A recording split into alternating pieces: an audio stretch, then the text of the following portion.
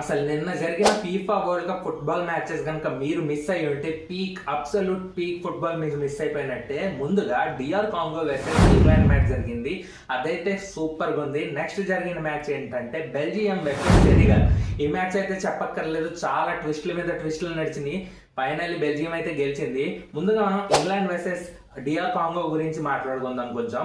So match start అవగానే obviously అందరూ ఏంటంటే ఇంగ్లాండ్ ఈజీగా గెలిచేస్తుంది, ఎందుకంటే డిఆర్ కాంగో అంత హై రేటెడ్ టీం కాదు. But Portugal versus DR Congo group stage లో జరిగినప్పుడు పోర్చుగల్ కి డిఆర్ కాంగో మధ్యన డ్రా అయింది. ఆ డ్రా అవగానే మొత్తం అందరూ పోర్చుగల్ టీం చాలా వీక్ అయిపోయింది, వాళ్ళ సీన్ అయిపోయింది, ఎందుకంటే డిఆర్ కాంగో లాంటి చిన్న టీంతో డ్రా చేసుకోగలిగారు, అంతే విన్ అవ్వలేకపోయారని చెప్పారు.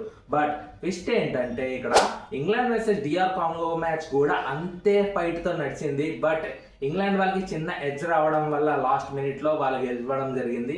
ముందుగా ఇన్డెప్త్ అనాలిసిస్ చేద్దాం. అండర్ 8th minute లోనే డిఆర్ కాంగో యొక్క లెఫ్ట్ వింగర్ బ్రాయన్ కిపింగా ఒక గోల్ స్కోర్ చేస్తాడు. అక్కడతో ప్రెజర్ మొదలవుద్ది ఇంగ్లాండ్ వాళ్ళకి. 8th minute నుంచి 25th minute వరకు ఇంగ్లాండ్ టీం అంతా చాలా అండర్ ప్రెజర్ లో కనబడింది. మొత్తం చాలా మిస్ అయింది, స్లాపీగా ఆడుతున్నారు, ఒక కోఆర్డినేషన్ లేదు, అటు ఇటు తిరుగుతున్నారు తప్ప సరైన ఛాన్సెస్ క్రియేట్ చేయలేకపోయారు. బట్ 17th minute దగ్గర ఇంగ్లాండ్ వాళ్ళకి ఒక మంచి అవకాశం అయితే వచ్చింది. బట్ అక్కడ ఎక్స్ట్రాడినరీ సేవ్ చేశాడు డిఆర్ కాంగో యొక్క గోల్ కీపర్ లియోనాల్ ఎంపాసి. సో అలా స్లాపీగా ఇంగ్లాండ్ గేమ్ అంతా నడుస్తున్నప్పుడు డిఆర్ కాంగో వాళ్ళ డిఫెన్స్ మొత్తం ఒక వాల్ ఆఫ్ చైనా వాల్ ఎంత స్ట్రాంగ్ గా ఉంటుందో అలా చాలా స్ట్రాంగ్ గా ఆడారు.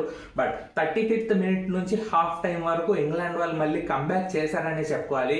మార్కస్ రాష్ఫోర్డ్ అండ్ జూడ్ బెల్లింగమ్ వీళ్ళిద్దరు ఛాన్సెస్ అయితే క్రియేట్ చేశారు. బట్ చెప్తున్నాను కదా, డిఆర్ కాంగో యొక్క డిఫెన్స్ చాలా స్ట్రాంగ్ గా ఉంది, అన్ని గోల్స్ ని వాళ్ళు ఆపగలిగారు. మొత్తానికి ఫస్ట్ హాఫ్ లోనే 3 సేవ్స్ చేయగలిగారు వాళ్ళు. 0-1 తో డిఆర్ కాంగో హాఫ్ టైం కి లీడ్ లో ఉంది. దాని తర్వాత సెకండ్ హాఫ్ మొదలవగానే మళ్ళీ డిఆర్ కాంగో యొక్క డిఫెన్స్ వాళ్ళు చూపించగలిగారు. బట్ ఈసారి ఇంగ్లాండ్ వాళ్ళు కూడా మంచిగా స్ట్రైక్ చేయడం మొదలు పెట్టారు. 51th minute కి రాష్వర్డ్ ఒక ఛాన్స్ అయితే క్రియేట్ చేశాడు, బట్ అది పోల్కి తగిలి గోల్ అవ్వలేకపోయింది. సెకండ్ హాఫ్ లో ఇంగ్లాండ్ వాళ్ళు మాత్రం చాలా మంచిగా స్ట్రైక్ చేయడం, ఛాన్స్ అనేది క్రియేట్ చేయడం జరుగుతూ వచ్చింది. కరెక్ట్ గా 75th minute లో హ్యారీ కేన్ హెడర్ తో ఒక గోల్ కొడతాడు. అప్పటి నుంచి మ్యాచ్ మొమెంటం మొత్తం ఇంగ్లాండ్ వైపు షిఫ్ట్ అయిపోతుంది. డిఆర్ కాంగో వాళ్ళు కొంచెం తడబడిపోయారు అక్కడి నుంచి, ఎందుకంటే వాళ్ళ ఎనర్జీ కూడా అయిపోయింది ఆ టైంకే. సబ్స్టిట్యూషన్స్ జరిగినాయి, బట్ మొమెంటం అనేది మొత్తం ఇంగ్లాండ్ వైపుకి షిఫ్ట్ అయిపోయింది అప్పటికే. అండ్ కరెక్ట్ 85th minute కి హ్యారీ కేన్ ఇంకొక టాప్ కార్నర్ లో గోల్ కొడతాడు. అదైతే హైలైట్ ఆఫ్ దిస్ మ్యాచ్ అని చెప్పాలి. దాంతో ఇంగ్లాండ్ 2-1 అయిపోతుంది అండ్ డిఆర్ కాంగో వాళ్ళు చాలా ప్రెజర్ లోకి వెళ్ళిపోతారు. అండ్ యాక్చువల్లీ అప్పటితోనే హోప్స్ వదిలేసుకున్నట్టే కనపడింది వాళ్ళ ఫీల్డ్ లో. అండ్ ఫైనల్లీ ఇంగ్లాండ్ 2-1 తో మ్యాచ్ అయితే గెలిచి అండ్ మెక్సికోతో రౌండ్ ఆఫ్ 16 ఆడబోతున్నారు July 5th.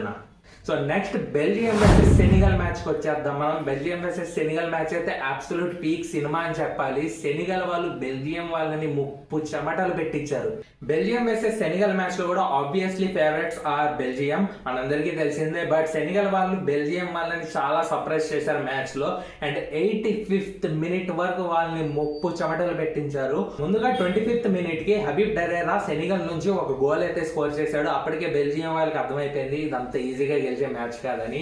ఫస్ట్ హాఫ్ మొత్తం చూస్తే గనక బెల్జియం వాళ్ళ దగ్గర పొజిషన్ ఉన్నా సరే ట్రాక్ మీద వాళ్ళు చాలా ఫ్లాట్ గా కనబడ్డారు అండ్ అటాక్ చేయడంలో చాలా 2 to 3 times ఆలోచించారు. బట్ సెనెగల్ మాత్రం చూస్తే వాళ్ళు చాలా రిస్క్ తీసుకున్నారు, కౌంటర్స్ చేశారు, దానివల్ల వాళ్ళకి ఒక గోల్ లభించింది. హాఫ్ టైం అయ్యేసరికి బెల్జియం 0 అండ్ సెనెగల్ 1. ఇంకా సెకండ్ హాఫ్ స్టార్ట్ అవ్వగానే obviously Belgium fans are expecting them to score, but ఇక్కడ అలా జరగలేదు. 51th minute కి ఇస్మాయిలా సార్ ఇంకో గోల్ చేసి బెల్జియం వాళ్ళకి షాక్ ఇచ్చాడు అండ్ చాలా బ్యాక్ ఫుట్ లో నెట్టేశాడు. అండ్ 51th minute నుంచి 84 minutes వరకు బెల్జియం వాళ్ళు చాలా బాగా ఆడారు. బట్ ఆ కొంచెం లక్ ఫ్యాక్టర్ అనేది వాళ్ళకి దొరకలేదు. గుడ్ ఛాన్సెస్ అయితే క్రియేట్ చేయగలిగారు, బట్ ఆ గోల్ అయితే వాళ్ళకి నవ్వించలేదు. రొమెలు లుకాకా బెల్జియం యొక్క స్ట్రైకర్ గోల్ స్కోర్ చేసి బెల్జియం కి ఒక లీడ్ ఇస్తాడు. దాని తర్వాత మ్యాచ్ మొత్తం మారిపోతుంది. ఇక్కడ నుంచి బెల్జియం వాళ్ళు మొమెంటం అందుకుంటారు. 86th minute కి ఫస్ట్ గోల్ స్కోర్ చేసిన తర్వాత వాళ్ళ ప్లేయర్స్ లో కొంచెం ఎనర్జీ కనబడుతుంది మళ్ళీ. అండ్ కరెక్ట్ గా 89th minute కి అంటే ఫస్ట్ గోల్ కొట్టిన 3 minutes తర్వాత తెలామస్ బాక్స్ యొక్క ఎడ్జ్ నుంచి ఇంకొక గోల్ కొడతారు. అప్పుడు స్కోర్స్ అనేవి ఈక్వల్ అయిపోతాయి 2-2.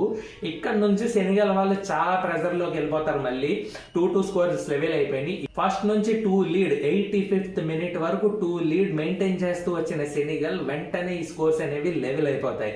దాని తర్వాత ఎక్స్ట్రా టైం ఇస్తారు, ఆబ్వియస్లీ స్కోర్స్ అయి ఉన్నాయి కాబట్టి. అండ్ ఈ ఎక్స్ట్రా టైం లో తైలిమాన్స్ కి ఒక పెనాల్టీ షూట్అవుట్ అయితే జరుగుతుంది, అందులో అతను స్కోర్ చేస్తాడు.